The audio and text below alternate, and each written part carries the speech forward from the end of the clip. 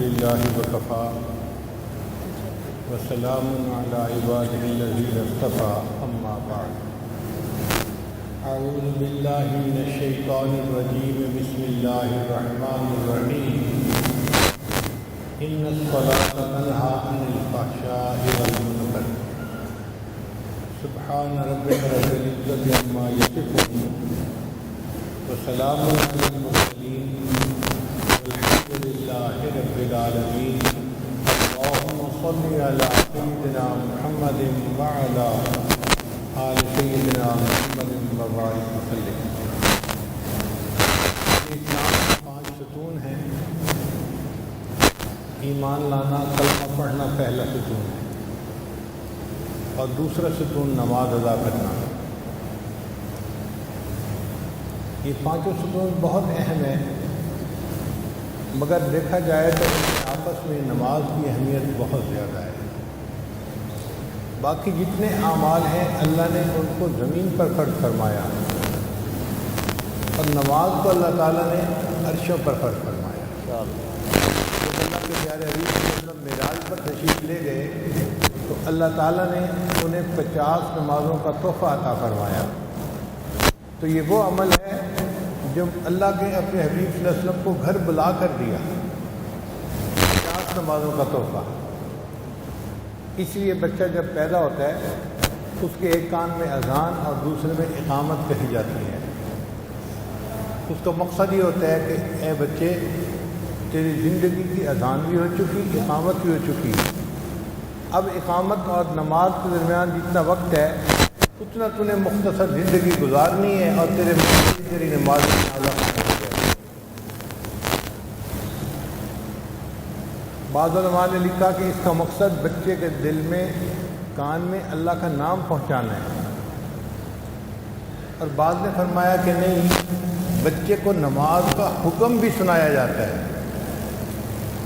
بچپن میں، حالانکہ وہ تو ابھی بچہ ہے، چھوٹا ہے، مگر ایسا ہوتا ہے۔ اہم کام بچے کو پہلے بتا دیے جاتے ہیں۔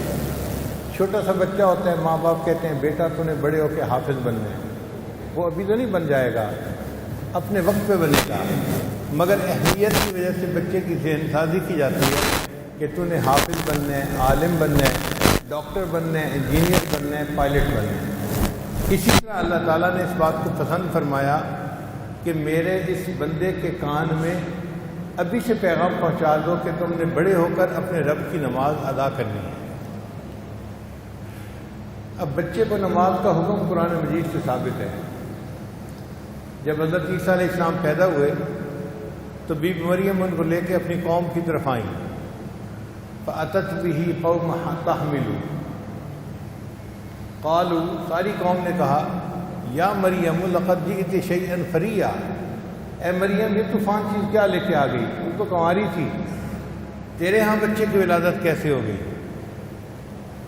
فَأَشَارَتْ إِلَيْهِ، تو بی بی مریم نے خود کوئی جواب نہیں دیا، بچے کی طرف اشارہ کر دیا، میرا سر نہ کھاؤ، کسی بچے سے پوچھو یہ کیسے آیا۔ قَالُوا كَيْفَ نُكَلِّمُ مَنْ كَانَ فِي الْمَهْدِ صَبِيًّا، قوم کہنے لگی کہ یہ چھوٹا بچہ جو ابھی گود میں ہے یہ کیسے بول سکتا ہے؟ تو اللہ تعالیٰ نے عیسیٰ علیہ السلام کو حکم فرمایا، اے میرے پیارے عیسیٰ علیہ السلام آپ بولیے اور اپنی والدہ کی پاک دامنی کی گواہی دیجیے۔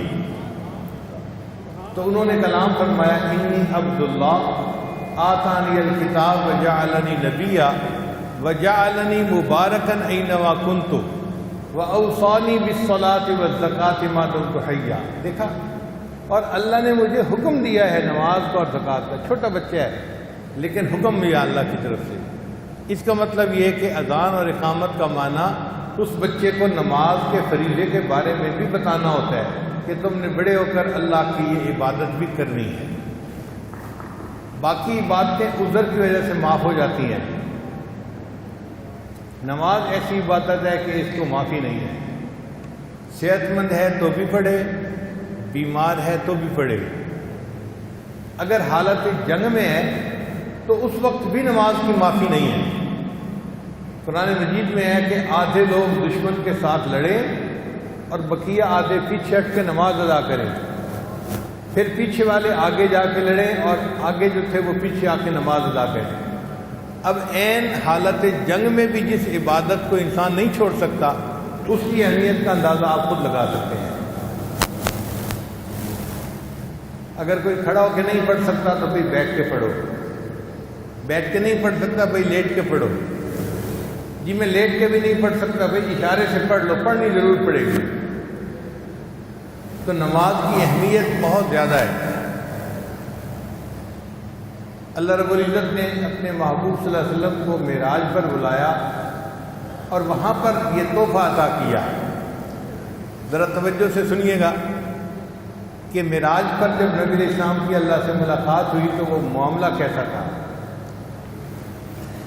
نبی علیہ السلام اللہ کی بارگاہ میں حاضر ہوئے، مقام تجلی، ثم دنا فتدلی وکان قاب قوسین او ادنی۔ تو نبی علیہ السلام نے اللہ کی بارگاہ میں 3 الفاظ کہے، التحیات للہ والصلوات والطیبات۔ اب ایک عام طالب علم کے ذہن میں سوال پیدا ہوتا ہے، بھئی جب ملاقات کرتے ہیں تو السلام علیکم کہتے ہیں، شریعت کا حکم ہے افشوا السلام بینکم، تو نبی علیہ السلام نے خود سلام کیوں نہیں کیا؟ تو علماء نے اس کا جواب لکھا ہے کہ ہم سلام اس لیے کرتے ہیں کہ اللہ دوسرے بندے کو سلامتی میں رکھے، مصیبتوں اور پریشانیوں سے بچائے، اور اللہ تعالیٰ کو تو کوئی مصیبت پریشانی نہیں ہے، ان کو السلام علیکم کہنے کی ضرورت نہیں ہے، وہ تو خود سلام ہے۔ اس لیے نبی علیہ السلام نے السلام علیکم نہیں کہا، بلکہ یہ کہا التحیات للہ والصلوات والطیبات۔ اے اللہ، جتنی زبانی عبادتیں ہیں، قولی عبادتیں، وہ ساری کی ساری آپ کے لیے ہیں، جو مالی عبادتیں ہیں وہ بھی آپ کے لیے، اور جو بدنی عبادتیں ہیں وہ بھی آپ ہی کے لیے ہیں۔ تینوں طرح کی عبادتوں کے مستحق آپ ہیں اور تینوں عبادتیں آپ کے لیے ہیں۔ التحیات للہ والصلوات والطیبات۔ اب جب نبی علیہ السلام نے 3 الفاظ میں اللہ تعالیٰ کی حمد بیان کی تو اللہ تعالیٰ نے اس کا جواب 3 لفظوں میں دیا، فرمایا السلام علیک ایھا النبی ورحمۃ اللہ وبرکاتہ۔ اے میرے محبوب، آپ کے اوپر اللہ کی سلامتی ہو اور اللہ کی رحمت ہو اور اللہ کی طرف سے برکتیں ہوں۔ جب نبی علیہ السلام کو اللہ نے ان الفاظ میں جواب دیا تو بعض احادیث میں آتا ہے کہ فرشتوں نے کلام کیا، اور بعض احادیث میں ہے کہ نبی علیہ السلام نے اپنی امت کو یاد کیا اور امت کو بھی ان دعاؤں میں شریک کیا، السلام علینا وعلی عباد اللہ الصالحین۔ تو قیامت تک آنے والے جتنے امتی تھے ان سب کو نبی علیہ السلام نے اس سلامتی کی دعا کے اندر شامل فرما لیا۔ یہ گفتگو تھی جو محب اور محبوب کے درمیان معراج پر ہوئی، اور اللہ نے اس کو التحیات کا حصہ بنا دیا۔ ہم التحیات میں جو پڑھتے ہیں یہ معراج کی گفتگو ہے جو ہم پڑھ رہے ہوتے ہیں۔ اب اللہ رب العزت نے اپنے محبوب کو حکم دیا کہ آپ کی امت 50 نمازیں روزانہ ادا کرے گی۔ نبی علیہ السلام بہت خوش ہو گئے اور آپ صلی اللہ علیہ وسلم واپس تشریف لائے۔ جب آپ کچھ نیچے آسمانوں پر آئے تو وہاں حضرت موسیٰ علیہ السلام انتظار میں تھے۔ ملاقات ہوئی، انہوں نے پوچھا اے اللہ کے نبی صلی اللہ علیہ وسلم، اللہ نے آپ کو کوئی تحفہ دیا؟ تو نبی علیہ السلام نے خوشی خوشی بتایا میری امت کو 50 نمازوں کا تحفہ ملا۔ ان کا اے اللہ کے نبی صلی اللہ علیہ وسلم، میری امت پر 2 نمازیں فرض تھیں اور ان کے لیے وہ 2 نمازیں پڑھنی بھی مشکل تھیں، 50 نمازیں تو بہت زیادہ ہیں۔ آپ پھر اللہ کی بارگاہ میں جائیے اور اللہ تعالیٰ سے عرض کیجئے اللہ اس میں کچھ کمی کر دیجئے، ڈسکاؤنٹ دے دیجئے۔ چنانچہ نبی علیہ السلام پھر اللہ کی بارگاہ میں گئے، عرض کیا، اللہ نے 5 نمازیں کم کر دیں۔ پھر دوبارہ موسیٰ علیہ السلام نے کہا یہ بھی زیادہ ہیں 45۔ پھر گئے تو پھر اور 5 نمازیں کم ہو گئی۔ کرتے کرتے 9 مرتبہ اللہ کے حبیب تشریف لے گئے، اللہ نے 45 نمازیں معاف کر دیں۔ فرمایا میرے محبوب، آپ کی امت دن میں 5 نمازیں ادا کرے گی، ہم ان کے نام اعمال میں 50 نمازوں کا ثواب لکھیں گے۔ اب یہاں پر طالب علم کے ذہن میں چند سوال پیدا ہوتے ہیں۔ پہلا سوال یہ پیدا ہوتا ہے کہ کیا اللہ تعالیٰ ایک وقت میں 45 کا ڈسکاؤنٹ نہیں دے سکتے تھے؟ یہ کیا ہوا، 5 چھوڑ دی، پھر 5 چھوڑ دی، پھر 5 چھوڑ دی، 9 چکر لگوائے۔ علماء نے لکھا اس میں بھی حکمت تھی کہ اللہ نے اپنے محبوب صلی اللہ علیہ وسلم کو معراج پر بلایا تو کفار اعتراض کر سکتے تھے، جی یہ تو ون ٹائم تھا، اللہ نے ان کو عروج عطا فرما دیا۔ اللہ نے فرمایا نہیں، یہ ون ٹائم کی بات نہیں ہے، جتنی بار میرے محبوب چاہیں گے اتنی بار نزول کریں گے، اتنی بار عروج کریں گے، میں نے ان کو ایسا معراج عطا فرما دیا۔ دوسرا سوال ذہن میں یہ پیدا ہوتا ہے، کیا موسیٰ علیہ السلام ہمارے آقا صلی اللہ علیہ وسلم سے زیادہ ذہین تھے کہ انہوں نے کہا کہ ڈسکاؤنٹ لے لیں اور نبی علیہ السلام کو خود خیال نہ آیا؟ علماء نے جواب لکھا ہے نہیں، ہمارے آقا صلی اللہ علیہ وسلم موسیٰ علیہ السلام سے زیادہ ذہین تھے۔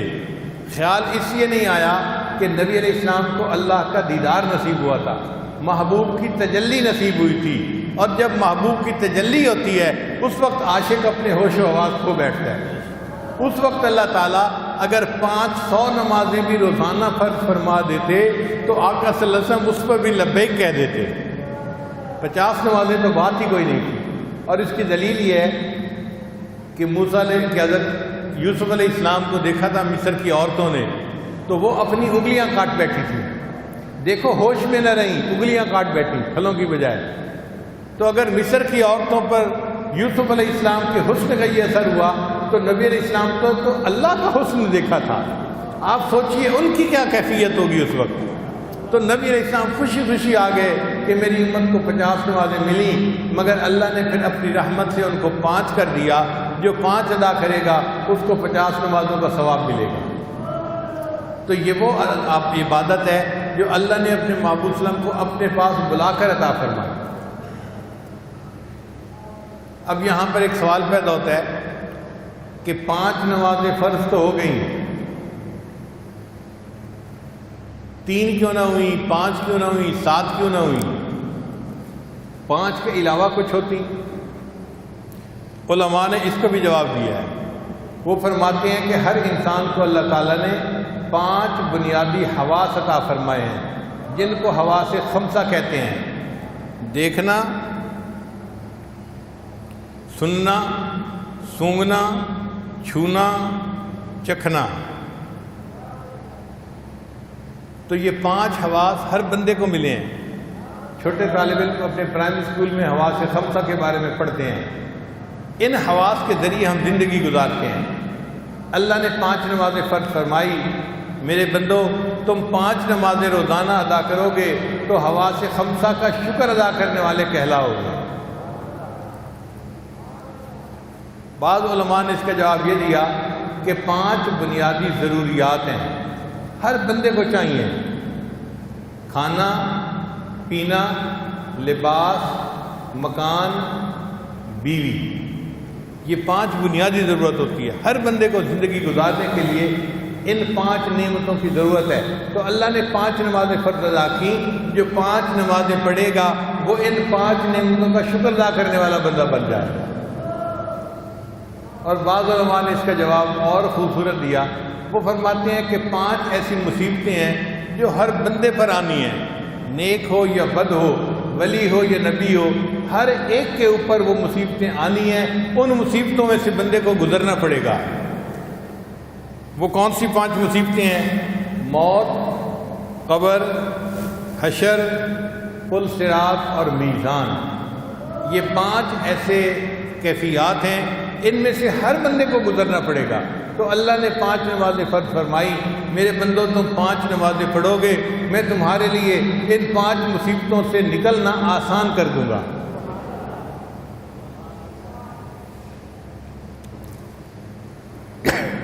طالب علم کے ذہن میں ایک سوال اور پیدا ہوتا ہے کہ 5 نمازیں تھیں تو پھر فجر کے وقت نماز کیوں فرض فرمائی گئی؟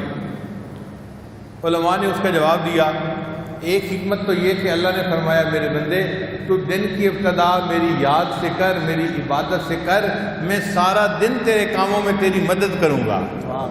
چنانچہ جو لوگ فجر کی نماز ادا کرتے ہیں ان کی زندگی میں برکت ہوتی ہے، ان کے کاموں میں برکت ہوتی ہے، اللہ ان کے ساتھ برکت کا معاملہ فرما رہے ہوتے ہیں۔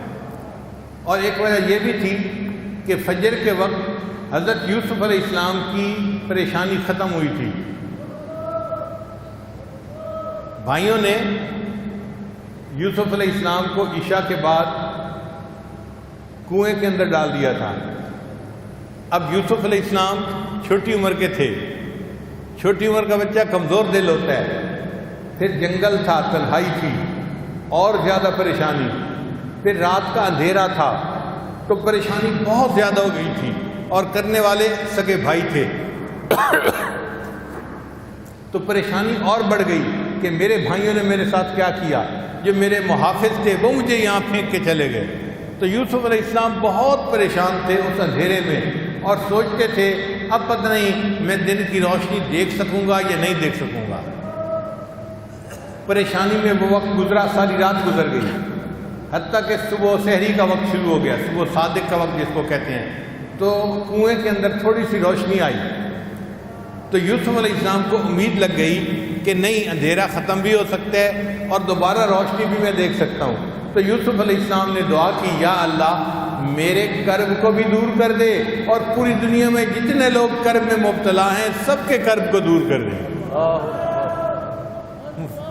مفسرین نے لکھا اللہ تعالیٰ نے یوسف علیہ السلام کی دعا کو قبول کر لیا. آپ غور کریں، جو بندہ بیمار ہو، پریشان ہو، سحری کا وقت ایسا وقت ہے اس کی پریشانی کم ہو جاتی ہے. ڈاکٹر ہسپتالوں میں کہتے ہیں مریضوں کی جو ہے وہ ریڈنگ ٹھیک ہو جاتی ہیں، بلڈ پریشر ٹھیک ہو جاتا ہے، ان کی شوگر کا لیول ٹھیک ہو جاتا ہے، ان کی کیفیات ٹھیک ہو جاتی ہیں، سکون ہو جاتا ہے. یہ یوسف علیہ السلام کی دعا ہے جس کے اثرات آج بھی ہمیں نظر آ رہے ہیں. جس گھر میں کوئی فوت ہو جائے سارا دن لوگ روتے ہیں، پریشان رہتے ہیں. آپ دیکھیں اس گھر میں جب سحری کا وقت آئے گا سب سوئے پڑے ہوں گے، سکون آ جاتی ہے، سب کو نیند آ جاتی ہے. یہ یوسف علیہ السلام کی دعا ہے. اللہ تعالیٰ ہر پریشان حال کی پریشانی کو اس وقت دور کر دیتے ہیں. چنانچہ رب کریم نے ارشاد فرمایا کہ اے میرے بندو، جیسے یوسف علیہ السلام نے دعا مانگی تھی، تم بھی سحری کے بعد جب نماز ادا کرو گے میں تمہاری زندگی سے کرب اور پریشانیوں کو بھی دور کر دوں گا. تمہارے غموں کی جو تاریک رات ہے ختم ہو جائے گی، اور اللہ تعالیٰ خوشیوں کا اجالا پھر تمہیں دکھا دیں گے. پھر ظہر کی نماز سورج ڈھلنے پر ادا کی گئی. اس میں کیا حکمت ہے؟ ایک حکمت تو یہ کہ میرے بندو، تم اس دھوپ کے وقت میں اپنے اللہ کی عبادت کرو گے، میں اس کے بدلے قیامت کے دن کی دھوپ سے تمہیں امن عطا فرماؤں گا. اور دوسری حکمت یہ تھی کہ اللہ نے فرمایا میرے بندو، دنیا میں چڑھتے سورج کی پوجا کرنے والے تو بڑے ہوتے ہیں، تم دکھا دو کہ تم سورج کی پرستش نہیں کرتے. جب وہ ڈھلنا شروع ہوگا تم اپنے رب کی عبادت کر کے بتا دو ہم موحد ہیں، ہمارا شرک کے ساتھ کوئی تعلق نہیں ہے. پھر عصر کی نماز اللہ نے کیوں فرض فرمائی؟ کہ ہر انسان کے ساتھ دو فرشتے ہیں، ان کو کرامن کاتبین کہتے ہیں. وہ انسان کے نیک اور بد اعمال کو لکھتے ہیں، ریکارڈ بناتے ہیں. وہ صبح کے وقت آتے ہیں اور عصر تک ان کی ڈیوٹی ہوتی ہے، 12 گھنٹے کی سمجھ لیں. اور پھر عصر کے وقت دوسرے فرشتے بھی آ جاتے ہیں، تو ڈے شفٹ ختم ہو گئی اور نائٹ شفٹ شروع ہو گئی. پھر دوسرے فرشتے ساری رات رہتے ہیں اگلے دن فجر تک. تو عصر کا وقت وہ وقت ہے جس وقت چاروں فرشتے ایک وقت میں اکٹھے ہوتے ہیں. اللہ نے نماز فرض فرمائی، میرے بندو تم عصر کی نماز ادا کرو گے، تمہاری نماز پڑھنے پر زیادہ فرشتے گواہی دیں گے، میرے لیے تمہیں بخش دینا آسان ہو جائے گا.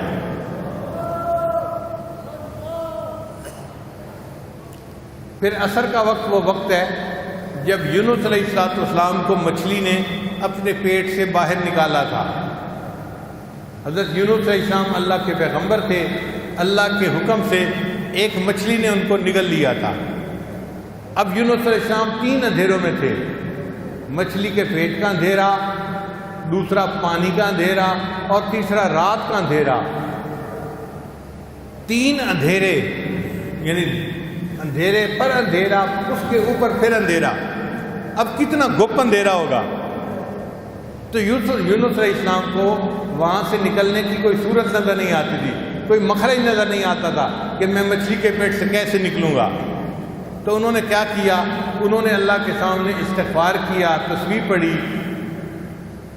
لا الہ الا انت سبحانک انی کنت من الظالمین۔ اللہ نے ان کی تسبیح کو قبول فرمایا اور مچھلی کو حکم دیا مچھلی میرے یونس علیہ السلام کو پیٹ سے باہر نکال دے، تو یونس علیہ السلام کو مچھلی نے عصر کے وقت سمندر کے کنارے کے اوپر لا کر ڈال دیا تھا۔ تو عصر کی نماز اس لیے فرض کی گئی کہ اے میرے بندو تم عصر کی نماز پڑھو گے تو تم بھی کئی مرتبہ مصیبتوں کی مچھلی کے پیٹ میں پھنسے ہوئے ہوتے ہو۔ کئی بندے قرض کی مچھلی کے پیٹ میں پھنسے ہوتے ہیں، قرض ادا ہی نہیں ہوتا۔ کئی بندوں کا کاروبار ایسا اٹکا ہوا ہوتا ہے، چلتا ہی نہیں، ٹکرے مارتے ہیں، کوششیں کرتے ہیں، کاروبار آگے بڑھتا ہی نہیں، ایسے لگتا ہے حالات کی مچھلی کے پیٹ میں پھنس گئے۔ اللہ نے فرمایا جب تمہیں بھی مچھلی کے پیٹ سے نکلنے کی کوئی صورت نظر نہیں آئے گی، عصر کی نماز ادا کرنا، میں تمہیں حالات کی مچھلی کے پیٹ سے نکال دوں گا۔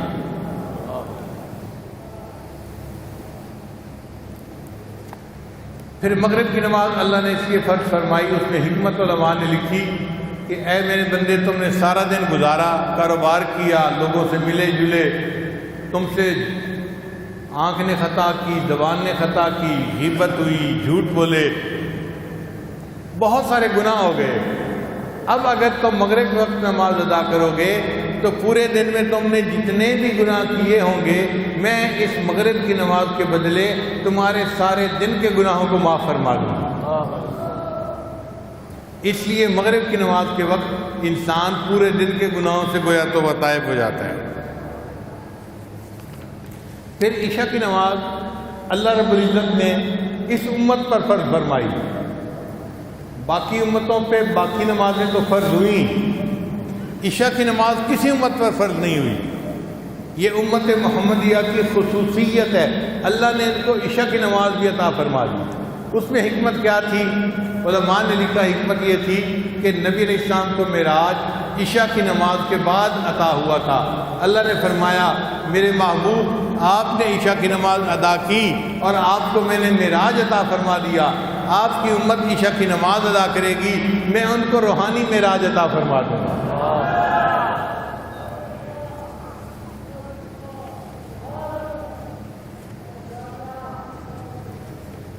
طالب علم کے ذہن میں ایک سوال اور پیدا ہوتا ہے کہ نماز کی رکعتیں 2 ہیں، 3 ہیں یا 4 ہیں، ایسا کیوں ہے؟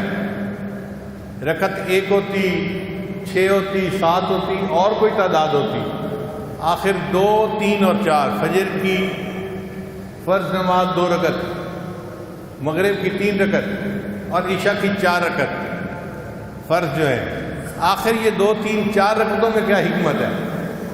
علماء نے اس کا جواب دیا کہ اللہ رب العزت نے قرآن مجید میں اپنے فرشتوں کا تذکرہ کیا، فرمایا جاعل الملائکۃ رسلا اولی اجنحۃ مثنی و ثلاث و رباع۔ اللہ نے فرشتوں کو پیدا کیا اور ان کو پرواز کے لیے اللہ نے 2 پر عطا فرمائے، 3 پر عطا فرمائے، 4 پر عطا فرمائے۔ فرمایا میرے بندو تم 3 یا 4 رکعتیں ادا کرو گے تو میں بھی تمہیں روحانی پرواز اسی طرح عطا کروں گا جس طرح میں فرشتوں کو عطا فرماتا ہوں۔ طالب علم کے ذہن میں ایک سوال اور پیدا ہوتا ہے کہ آخر یہ 17 رکعتیں فرض کیوں ہیں؟ فرض اور واجب ملا کر دیکھے، 2 رکعت فجر، 4 رکعت ظہر 6، 4 رکعت عصر 10، 3 رکعت مغرب 13 اور 4 رکعت عشاء، تو کتنی رکعتیں ہو گئیں؟ تو 17 رکعتیں فرض کیوں ہیں بھائی؟ علماء نے اس کا جواب دیا کہ نبی علیہ السلام جب معراج پر تشریف لے گئے تھے تو اللہ تعالیٰ نے ان کو 17 چیزوں کا دیدار عطا کیا تھا، 8 جنتیں، 7 آسمان، تو 8 اور 7 کتنے ہو گئے؟ 8 اور 7 15، اور عرش اور کرسی، تو کل کتنے ہو گئے؟ 17 چیزیں۔ اللہ تعالیٰ نے اپنے محبوب ہم کو 17 چیزوں کو دکھائی تھیں، ان کے راز کھولے تھے۔ میرے بندو تم 17 رکعتیں ادا کرو گے میں تمہارے اوپر روحانیت کی دنیا میں ان چیزوں کے اسرار و رموز کو کھول دوں گا۔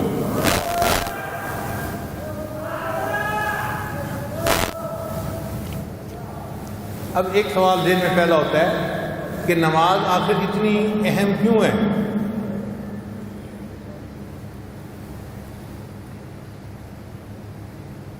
ذرا توجہ فرمائیے گا، بات سننے والی اور ذہن نشیں کرنے والی ہے۔ نماز اتنی خوبصورت عبادت ہے کہ جن کو نماز کے اسرار و رموز کا پتہ ہے وہ تو نماز کو انجوائے کرتے ہیں، وہ تو اللہ کے سامنے سجدہ روز ہونے کو مزے لیتے ہیں۔ نبی اسلام فرماتے تھے ارحنی یا بلال، بلال اذان دے، میری آنکھوں کو ٹھنڈک پہنچا، میں اپنے رب کی عبادت کروں۔ آپ دیکھیں ہم نماز کی ابتدا کرتے ہیں اللہ اکبر تکبیر تحریمہ کے ذریعے سے۔ تکبیر تحریمہ کا کیا مطلب؟ کہ ہم نے دنیا اور اس کے اندر جو کچھ تھا اس کے اوپر چھری پھیر دی، تکبیر پڑھ دی۔ اے اللہ ہم نے سب سے رخ پھیر دیا اور آپ کی طرف اپنے رخ کو کر لیا، متوجہن الی جہت الکعبۃ شریفہ، کعبہ کی طرف رخ کر کے کھڑے ہو گئے۔ اے اللہ انی وجہت وجہی للذی فطر السماوات والارض، اے اللہ میں نے آسمان اور زمین کا جو پیدا کرنے والا ہے اپنی توجہ اس کی طرف کر لی، دنیا سے توجہ پھیر لی۔ اب تکبیر پھیر دی ہم نے تکبیر تحریمہ کے ذریعے سے، دنیا سے کٹ گئے، اللہ سے جڑ گئے۔ پھر اس کے بعد نماز کی ابتدا وہ کن الفاظ سے ہوتی ہے؟ ذرا ان الفاظ کا ترجمہ سنیے۔ سبحانک اللہم، اے اللہ آپ پاک ہیں۔ جب ہم یہ الفاظ کہتے ہیں تو ہم اللہ تعالیٰ کی تعریف کر رہے ہوتے ہیں۔ دیکھیں تعریف کے دو انداز ہوتے ہیں، ایک ہوتا ہے کسی بندے کی خوبیاں گنوائی جائیں اور کسی بندے کو خامیوں سے بری کر دیا جائے۔ مثال کے طور پہ ایک لڑکے کا رشتہ پسند کرنا ہے تو کمنٹ کرنے کے دو طریقے ہیں۔ بڑی خوبصورت ہے، تعلیم یافتہ ہے، دینی ذہن والی ہے، نیک شریف بچی ہے، اونچے خاندان کی ہے، یہ اس کی تعریف ہو رہی ہے، مگر ہم اس میں اس کی صفات بیان کر رہے ہیں۔ ایک طریقہ یہ بھی ہے، بہت اچھی بچی ہے، جاہل نہیں ہے، ضدی نہیں ہے، لڑاکا نہیں ہے، سب سے مل جل کر رہنے والی ہے۔ اب ہم اس کی صفتیں نہیں بیان کر رہے، لیکن ہم برائیوں سے اس کو دور کر رہے ہیں کہ اس کے اندر نہ جہالت ہے، نہ لڑاکا پن ہے، نہ غصہ ہے، نہ فلاں ہے، نہ فلاں ہے۔ یہ بھی تعریف کا انداز ہوتا ہے۔ تو جب ہم کہتے ہیں نا سبحان اللہ، اے اللہ آپ پاک ہیں، ہم یہ کہہ رہے ہوتے ہیں اے اللہ آپ ہر کمی سے، کوتاہی سے، کجی سے، نقص سے پاک ہیں، آپ کے اندر کوئی نقص ہے ہی نہیں۔ یہ بھی اللہ کی تعریف ہو رہی ہوتی ہے، اور اللہ کو یہ تعریف اتنی پسند ہے کہ اللہ نے قرآن مجید میں اپنی تعریف خود فرمائی، فسبحان اللہ، اور اللہ پاک ہے۔ تو سبحان اللہ کہنے سے اللہ بہت خوش ہو جاتے ہیں، راضی ہو جاتے ہیں۔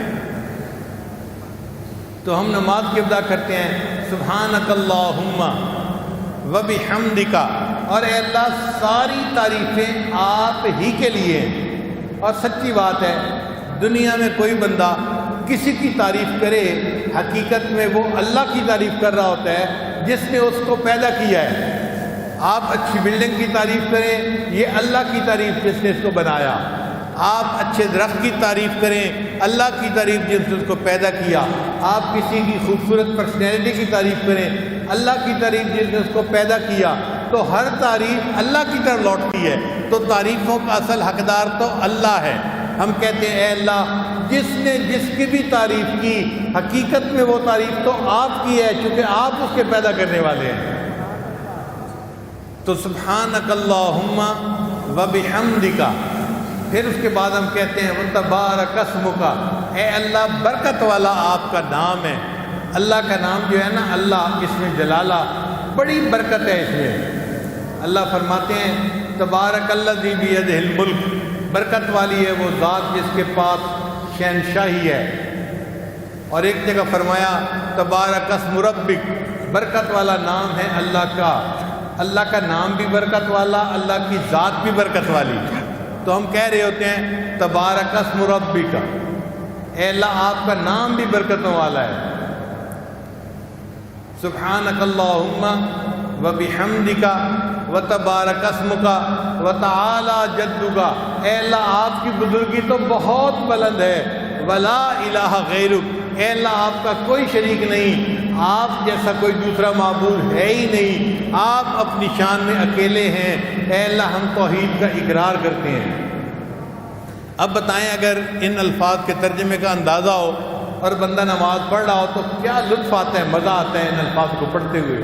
سچی بات ہے، ان الفاظ کو پڑھتے ہوئے ایسے لگتا ہے جیسے منہ میں شیرینی گھل گئی ہے، منہ میٹھا کسی نے کروا دیا ہے۔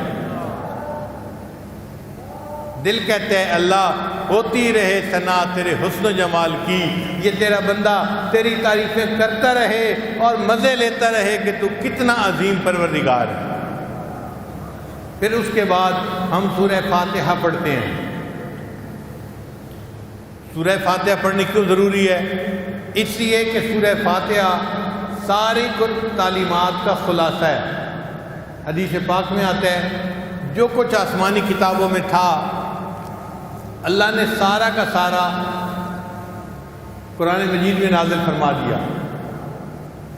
جو کچھ قرآن مجید میں تھا اللہ نے اس کو سورہ بقرہ میں نازل فرما دیا۔ جو سورہ بقرہ میں تھا اللہ نے اس کو سورہ فاتحہ میں نازل فرما دیا۔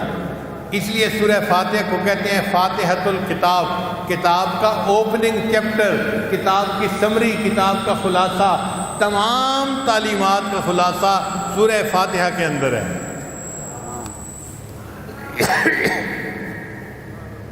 اس لیے اللہ نے سورہ فاتحہ کا پڑھنا نماز کے اندر ضروری قرار دیا۔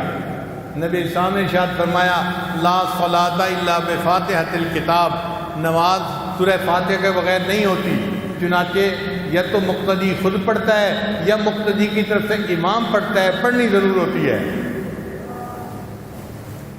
اب ذرا سورہ فاتحہ کے معنی پر بھی غور کر لیجئے کہ سورہ فاتحہ میں ہم کیا پڑھتے ہیں۔ ہم پڑھتے ہیں الحمدللہ رب العالمین، سب تعریفیں اللہ کے لیے ہیں جو جہانوں کا پروردگار ہے، اور واقعی تعریفوں کا حقدار تو صرف اللہ ہی ہے۔ تو ہم نے اپنے رب کی تعریف کی۔ حدیث پاک میں آتا ہے جب بندہ کہتا ہے الحمدللہ رب العالمین، اللہ اس کا جواب دیتا ہے حمدنی عبدی، میرے بندے نے میری حمد بیان کی۔ پھر ہم آگے پڑھتے ہیں الرحمن الرحیم، اللہ آپ رحمان بھی ہیں اور رحیم بھی ہیں۔ یہ دونوں صفتیں اللہ کی صفت رحمت سے بنی ہیں، مگر دو الگ الگ نام ہیں، رحیم الگ نام ہے اور رحمان الگ نام ہے۔ تو دو نام کیوں لائے گئے؟ ایک نام کافی تھا۔ علماء نے جواب لکھا کہ دیکھو، ایک ہوتا ہے کسی بندے کا امیر ہونا اور دوسرا ہوتا ہے کسی بندے کا سخی ہونا، یہ الگ الگ صفات ہیں۔ کئی بندے امیر بڑے ہوتے ہیں مگر کنجوس مکھی چوس ہوتے ہیں، امیری کس فائدے کی؟ کئی لوگ بڑے سخی ہوتے ہیں، پلے کچھ نہیں ہوتا، ان کی سخاوت کس فائدے کی؟ مزہ تو یہ ہے کہ پیسہ بھی خوب ہو اور سخاوت بھی خوب ہو کہ انسان اس کو اللہ کے راستے میں لٹائے۔ ہم کہتے ہیں الرحمن الرحیم، اللہ آپ کی رحمت کے خزانے بھی بے انتہا ہیں اور آپ کی رحمت اپنے اور پرائے ہر ایک کے اوپر خرچ ہو رہی ہے۔ اللہ وہ ذات ہے جو اپنوں کو بھی دیتا ہے، پرایوں کو بھی دیتا ہے، وفاداروں کو بھی دیتا ہے، غداروں کو بھی دیتا ہے، مسلمانوں کو بھی دیتا ہے، کافروں کو بھی دیتا ہے۔ آپ بتائیے کافروں کو اولاد کون دیتا ہے؟ اللہ دیتا ہے۔ وہ دہری ہوتے ہیں، اللہ کے وجود کو نہیں مانتے، اللہ ان کو صحت دیتے ہیں، عزتیں دیتے ہیں، رزق دیتے ہیں۔ تو اللہ تو اتنا بڑا شہنشاہ ہے جو اپنے اور پرائے سب کو عطا فرماتا ہے۔ تو الرحمن الرحیم کا مطلب اللہ آپ کی رحمت کی بھی کوئی انتہا نہیں اور آپ کی رحمت اپنے اور پرائے ہر خاص و عام کے اوپر خرچ ہو رہی ہے۔ پھر اس کے بعد فرمایا مالک یوم الدین، اللہ آپ قیامت کے دن کے مالک ہیں۔ کیا مطلب؟ اللہ قیامت کے دن کے منصف بھی ہیں۔ منصف کہتے ہیں انصاف کرنے والا۔ اللہ تعالیٰ کی صفت ہے قسط، وہ قیامت کے دن کے منصف بھی ہوں گے، مگر اللہ تعالیٰ قیامت کے دن کے مالک بھی ہیں۔ کیوں یہ کہا؟ اس لیے کہ جج اگر کسی کو فیور کرنا چاہے تو کہتے ہیں جی میں کیا کروں، میرے تو ہاتھ بندھے ہوئے ہیں، قانون کی میں آگے پیچھے نہیں کر سکتا، تو مجبوری ہوتی ہے جج کی۔ لیکن جو مالک ہوتا ہے اس کے لیے کوئی مجبوری نہیں ہوتی۔ اللہ آپ قیامت کے دن کے مالک ہیں۔ آپ اگر کسی کو بخشنا چاہیں گے تو مالک کو کوئی پوچھنے والا نہیں ہوتا، جس کو چاہیں گے آپ بخش دیں گے، اے اللہ آپ تو قیامت کے دن کے مالک ہوں گے۔ اب جب اس طرح سے ہم نے اپنے اللہ کی تعریف کی، الحمدللہ رب العالمین الرحمن الرحیم مالک یوم الدین، پھر اس کے بعد ہم نے آگے ایک ایسی بات کہی، ایاک نعبد و ایاک نستعین، اللہ آپ ہی کی عبادت کرتے ہیں اور آپ ہی سے ہم مدد مانگتے ہیں۔ یہ کیوں کہا آپ ہی کی عبادت کرتے ہیں؟ اس لیے کہ ہم اللہ کے ساتھ کسی کو شریک نہیں بناتے۔ اللہ تعالیٰ شرک کو معاف نہیں کرتے، ہر چیز کو معاف کر دیں گے، ہر گناہ کو معاف کر دیں گے، شرک کو معاف نہیں کریں گے۔ وجہ کیا؟ اللہ تعالیٰ غیور ہیں، اپنی عبادت میں کسی شریک کو پسند نہیں فرماتے۔ آپ غور کیجئے، اگر کسی آدمی کی بیوی اس کو آ کر کہے میں آپ کی بھی بیوی ہوں، وہ قبول کر لے گا؟ اس کو گھر سے ہی نکال دے گا، کہے گا نہیں تم یہ کہو میں آپ کی ہی بیوی ہوں۔ یہ نقطہ شرک کا خامن کو گوارا نہیں، تو اللہ تعالیٰ ہے، ان کو بھی یہ شرک کا نقطہ گوارا نہیں۔ وہ بھی فرماتے ہیں میرے بندے تم یہ کہو تیری ہی عبادت کرتے ہیں اور تجھ سے ہی مدد مانگتے ہیں، کسی اور کی طرف نگاہ اٹھا کے ہی نہیں دیکھتے۔ اب جب ہم نے یہ الفاظ کہہ دیے ایاک نعبد و ایاک نستعین، تو اس کے بعد اللہ نے کہا اچھا میرے بندو جب تم مجھ سے مدد مانگتے ہو تو اب پوچھو تم مجھ سے چاہتے کیا ہو؟ تو ہم نے پھر اللہ کے سامنے فریاد کی اہدنا الصراط المستقیم، اللہ ہمیں سیدھا رستہ دکھا دیجئے۔ یہ اصل مقصد ہے کہ بندہ ہدایت چاہتا ہے اللہ سے، اللہ ہمیں سیدھے رستے پر رکھنا۔ اے میرے بندے تو چاہتا کیا ہے؟ ہدایت چاہتا ہے۔ اچھا میرے بندے تجھے پتہ ہے ہدایت کا راستہ کیا ہوتا ہے؟ آسان طریقہ تھا، اللہ کہہ دیتے صراط القرآن والحدیث، قرآن اور حدیث کے راستے کی رہنمائی فرما۔ اللہ فرماتے ہیں نہیں، تم یوں دعا مانگو صراط الذین انعمت علیہم، اے اللہ ان بندوں کا راستہ دکھا جن پر تیرا انعام ہوا، جو تیرے انعام یافتہ بندے تھے، تاکہ ہم ان کے نقش قدم پر چلیں، ہم ان کی تقلید کریں اور ہم انعام یافتہ بندے بھی بن جائیں۔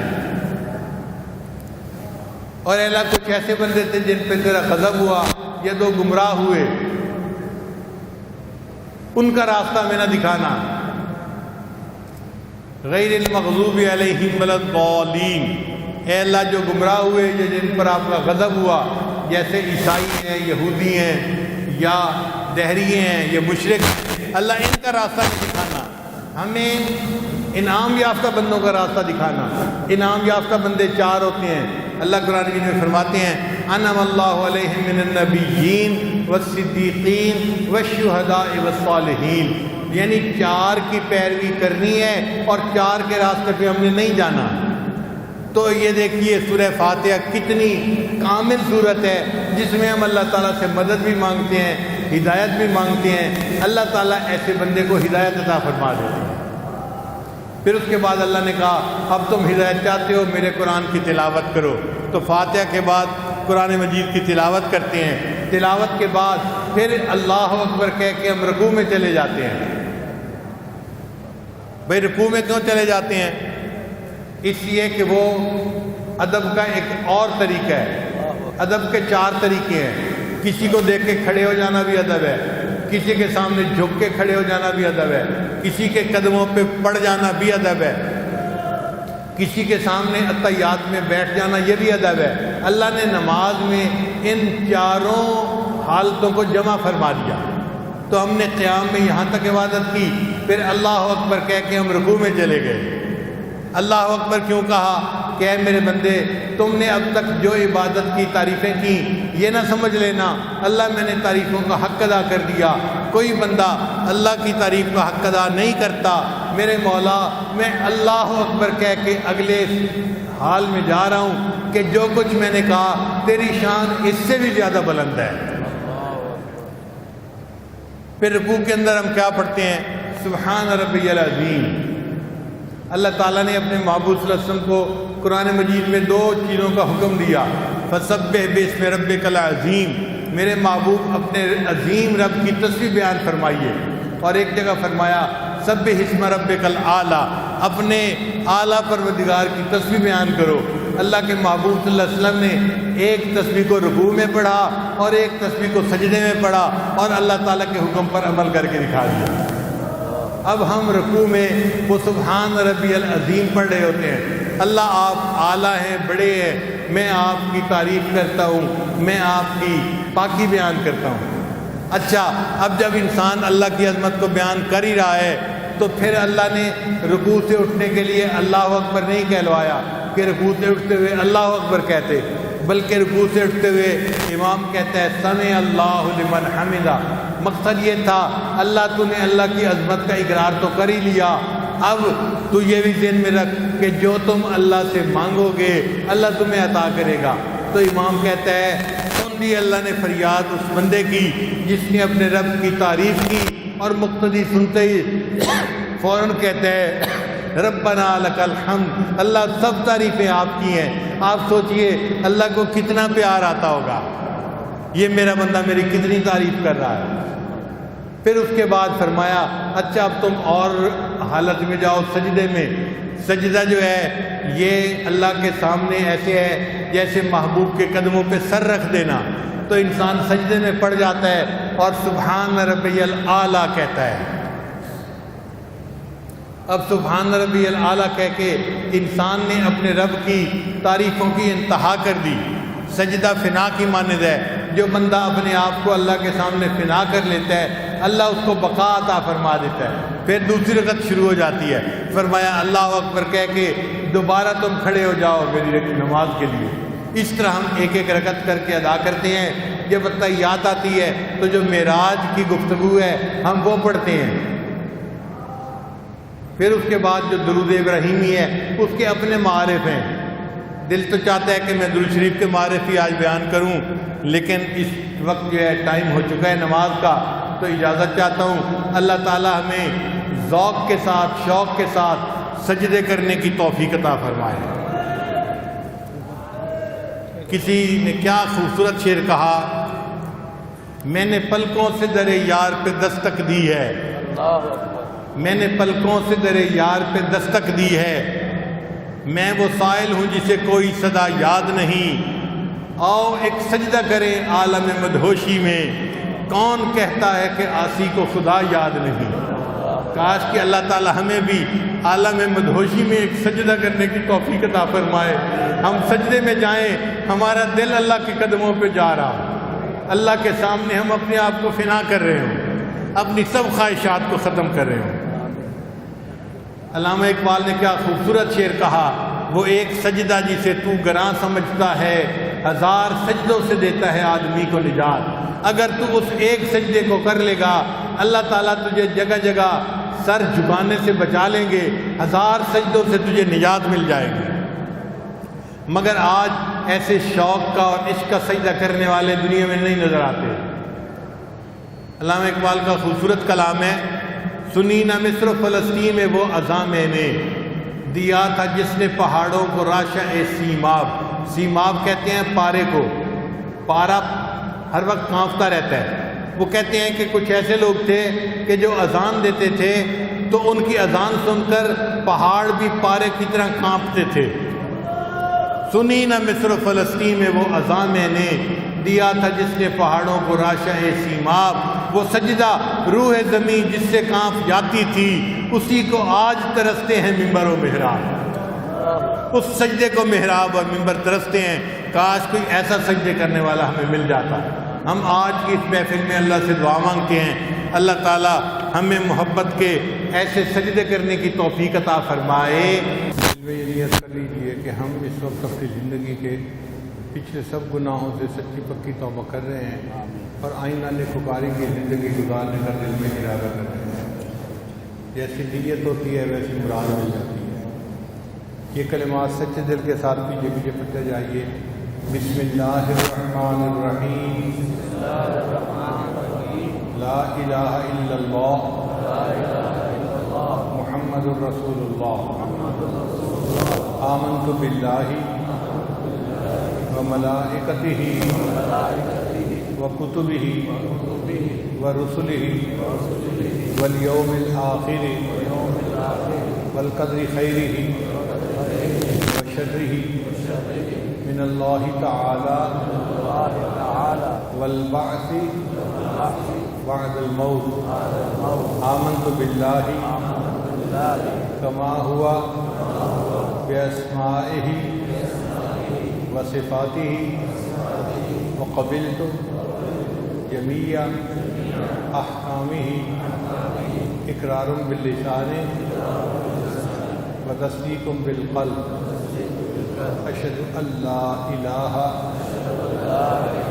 إلا الله وأشهد أن محمدا عبده ورسوله أستغفر الله ربي من كل ذنب وأتوب إليه برحمتك یا ارحم الراحمین۔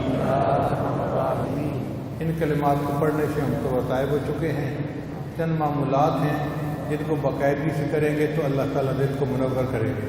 اس میں پہلی چیز ہے 100 مرتبہ استغفار صبح شام پڑھنا، دوسرا ہے 100 مرتبہ درود شریف صبح شام پڑھنا، تیسرا ہے قرآن مجید کی تلاوت روزانہ کرنا، چوتھا ہے چلتے پھرتے ہر وقت دل میں اللہ کو یاد کرنا، اذکار وال دل یار وال اس کا مصداق بن جانا، اور پانچویں چیز ہے مراقبہ کرنا۔ مراقبے کا طریقہ بہت آسان ہے، جب آپ نماز پڑھ کے فارغ ہوں صبح و شام تھوڑی دیر کے لیے اللہ سے لو لگا کے بیٹھ جائیں، اللہ کی رحمت آ رہی ہے، میرے دل میں سما رہی ہے، دل کی ظلمت اور سیاہی دور ہو رہی ہے، اور میرا دل اللہ اللہ اللہ کہہ رہا ہے، میں سن رہا ہوں۔ چند منٹ کا مراقبہ آپ کے دل میں اللہ کی محبت کو پیدا کرے گا اور آپ خود اس کو محسوس کریں گے۔ ابھی ہم دعا سے پہلے تھوڑی دیر مراقبے کی مشق کر لیتے ہیں۔ سب حضرات جہاں جہاں بیٹھے ہیں تھوڑی دیر کے لیے اللہ سے لو لگا کے بیٹھ جائیں اور یوں محسوس کریں کہ میرا دل اللہ اللہ اللہ کہہ رہا ہے۔ مراقبہ کر لیجیے۔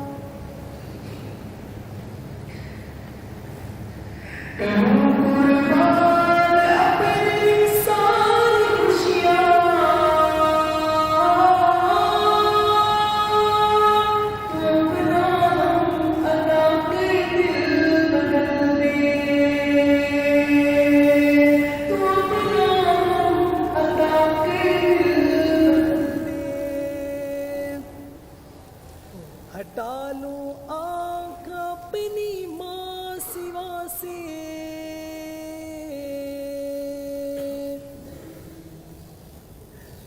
ہٹا لوں آنکھ اپنی ماں سوا سے، ہٹا لوں